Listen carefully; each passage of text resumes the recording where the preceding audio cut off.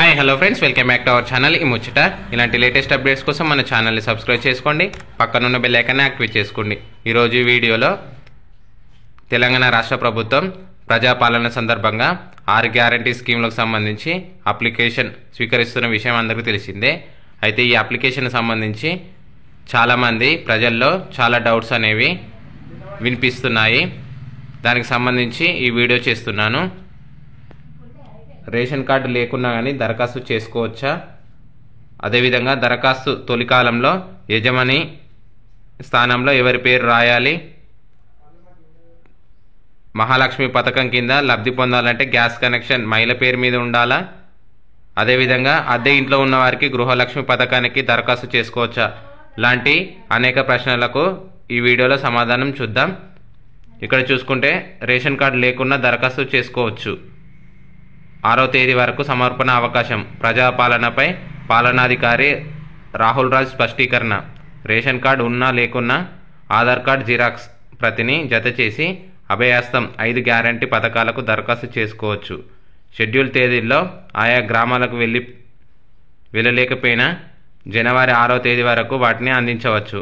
ఇప్పటికే pension తీసుకున్నవారు apply చేసుకోకున్నా పర్వాలేదు.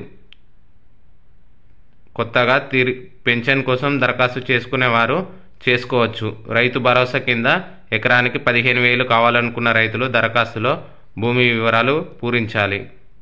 దరఖాస్తులు బయట విక్రయించకూడదని కూడా తెలపడం జరిగింది. అయితే దరఖాస్తు తొలి కాలంలో యజమాని స్థానంలో ఎవరి పేరు రాయాలి? దీనికి సమాధానంగా యజమానిగా ఎవరి పేరు రాసినా అభ్యంతరం లేదు. కాకపోతే రేషన్ కార్డు మహిళ పేరు మీద ఉంటుంది కావున వారిని యజమానిగా ప్రస్తావిస్తే బాగుంటుంది. ఒకవేళ రేషన్ కార్డు లేకుంటే పురుషుడిని యజమానిగా రాయవచ్చు. అదేవిధంగా చేయూత పథకం కింద అందరూ దరఖాస్తు చేసుకోవాలా? అర్హులుగా ఉండి ఇప్పటి వరకు పింఛన్ పొందలేని వారు మాత్రమే దరఖాస్తు చేసుకోవాలి. అదేవిధంగా ఉద్యోగులు రైతు భరోసా పథకానికి అర్హులైన ఉద్యోగులు అనర్హులనే ఆదేశాలు రానందున వారు కూడా రైతు భరోసాకు అప్లై చేసుకోవచ్చు.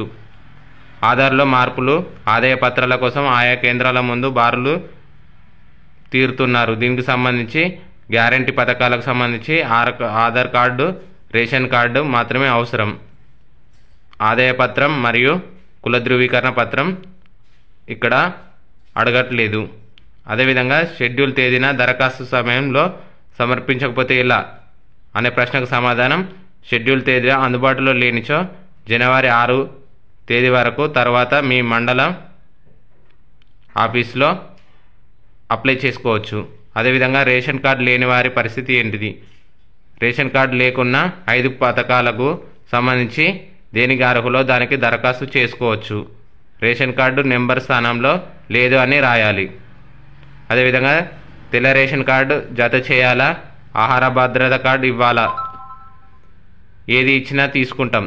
అప్లై ఆన్లైన్లో అందుబాటులో ఉన్న ఆహార భద్రత కార్డు జిరాక్స్ సమర్పిస్తే పాత రేషన్ కార్డు నెంబర్తో పాటు గ్యాస్ కనెక్షన్ నెంబర్ ఉంటుంది. అదేవిధంగా మహాలక్ష్మి పథకం కింద లబ్ధి పొందాలంటే గ్యాస్ కనెక్షన్ మహిళ పేరు మీద ఉండాలా? దీనికి సమాధానంగా గ్యాస్ కనెక్షన్ ఎవరి పేరు మీద ఉన్నా సరే అర్హులైతే చాలు లబ్ధి పొందుతారు. అదేవిధంగా పల్లెటూరులో నివాసం ఉంటున్న